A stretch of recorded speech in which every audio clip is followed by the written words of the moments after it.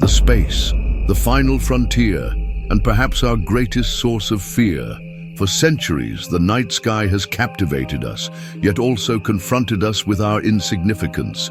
In its vast and silent expanse lies a vacuum that defies our sanity and our very existence. This is not a tale of glorious adventure. Here we'll confront the fears that lurk behind the promise of space exploration. Ancient fears, echoing our primordial vulnerability in the face of the unknown. Invisible radiation, deafening silence, cosmic loneliness, and the constant threat of a universe that doesn't care about our fragile presence. Prepare yourself for a dark journey, an exploration of the real dangers and existential anxieties that await us in the depths of the cosmos. A reflection on whether, despite our desire to reach the stars, we're truly prepared to face the terrors that they conceal. Space offers no comfort to the flesh. The human body, finely tuned for life on Earth, finds itself violently assaulted by the conditions of space. The promise of adventure quickly fades when confronted with the brutal reality of physiological degradation.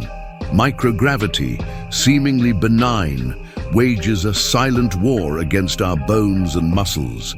With no gravity to resist, bone density leaches away, leaving astronauts vulnerable to fractures even years after their return. Muscles deprived of their constant workload atrophy and weaken, making even simple tasks a monumental effort.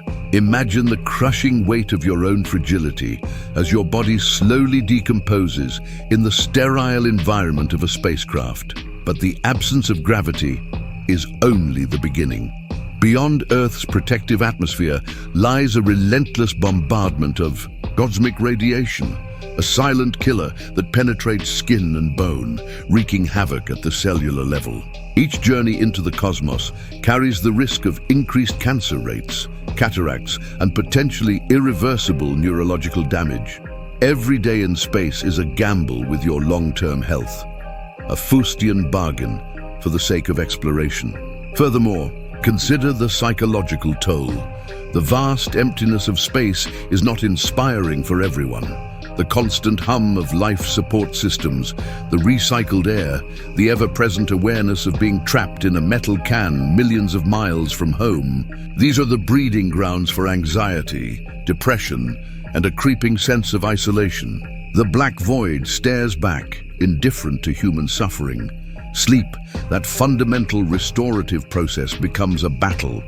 The artificial day-night cycles, the constant noise, and the nagging awareness of the risks outside the thin walls of the spacecraft conspire to rob astronauts of precious rest.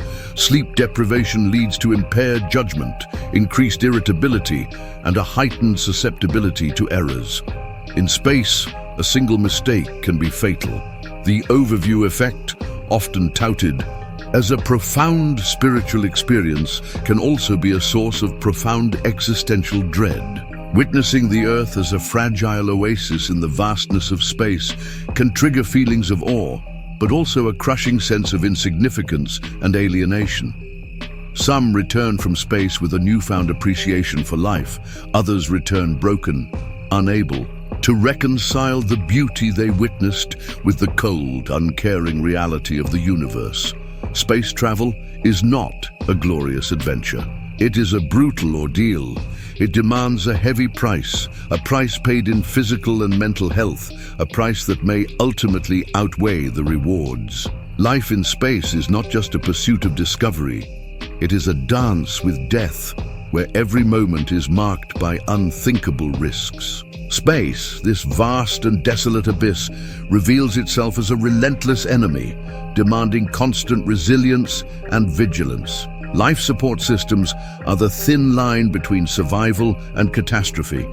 These intricate mechanisms, responsible for providing air, water, and controlled temperature, are fragile and prone to failure. In an environment where every resource must be carefully managed, a small malfunction can spiral into unspeakable disaster. A simple breach in the oxygen supply could mean slow asphyxiation, the agonizing realization that the air sustaining you is running out, with no rescue, no second chances. Space does not forgive mistakes. Microgravity, beyond its crippling effects on the body, creates an environment ripe for disaster. Every movement must be deliberate. A miscalculated action can result in injury, or worse, cause irreparable damage to the systems keeping the spacecraft operational. The weightlessness that fascinates so many is also a silent adversary, forcing astronauts into constant adaptation, where even the most mundane task carries hidden peril. Launch and re-entry remain the deadliest moments of any mission. The act of escaping Earth's gravity subjects astronauts to crushing forces. One mechanical failure, one miscalculated parameter, and the ascent can end in an inferno, as seen in the Challenger disaster, where an entire crew perished in seconds before the world's eyes. And even when the mission seems successful, the return to Earth is just as lethal. Columbia's disintegration upon re-entry stands as a chilling testament to the fact that no part of space travel is truly safe. But threats do not come only from the infinite void. One of the most overlooked dangers is the human mind itself, confined to a metal shell floating in darkness, days stretching into weeks, then months, cramped quarters, recycled air, and an unyielding awareness of isolation. Psychological strain accumulates. Small irritations fester into conflicts. The mind, trapped in an artificial environment, begins to rebel. Astronauts have reported hallucinations, paranoia, and flashes of irrational aggression after prolonged isolation. There is no escaping your fears or your crewmates when your world consists of a few metallic walls separating you from the void. And then there are the unknown dangers. The anomalies science has not yet fully explained. Strange flashes of light, reported by astronauts, sudden unexplained system failures, eerie sensations of being watched despite the emptiness of space. Alone in the vast unknown, the human mind seeks patterns, explanations, a futile attempt to impose order on a universe that is indifferent to life. This is the ultimate horror of space. Not just the known dangers, but the creeping terror of the things we do not yet understand. Life in space teeters on the edge of triumph and catastrophe. The shadow of death looms over every mission, a persistent reminder that the boundary between heroism and tragedy is perilously thin. For every step taken toward the stars, there is a price to be paid, a weight carried by those who dare to venture into the abyss, where the greatest discovery might also be the last. Space is silent, space is infinite, and worst of all, space does not care. For those who dare to leave Earth, the first thing they describe is the overwhelming emptiness. In every direction stretches a void so complete, so absolute, that it swallows light itself. There is no up, no down, no ground beneath your feet, just the endless expanse. Floating in that darkness, surrounded by nothing, the human mind struggles to comprehend the scale. It's not just loneliness, it's erasure. Astronauts speak of the overview effect, a profound psychological shift that occurs when seeing Earth from space. A pale blue dot suspended in the abyss, fragile, delicate, helpless. Some return home in awe, others deeply unsettled, because once you have truly seen how small we are, how insignificant our entire history is against the backdrop of the universe, one terrifying question lingers: what are we? And does anything we do really matter? This existential crisis isn't just philosophical, it's visceral.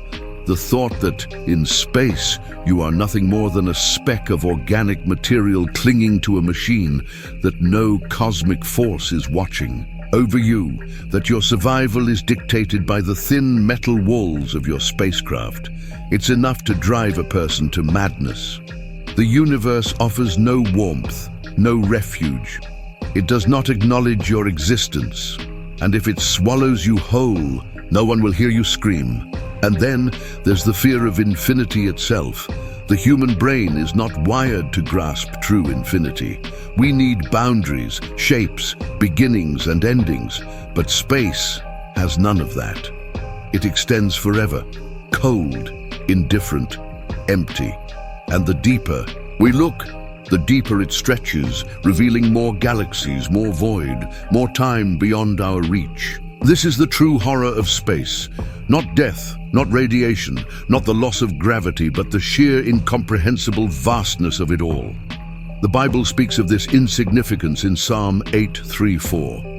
When I consider your heavens, the work of your fingers, the moon and the stars, which you have set in place, what is man that you are mindful of him? Some find comfort in this passage. Proof that even thousands of years ago, humanity grappled with its place in creation.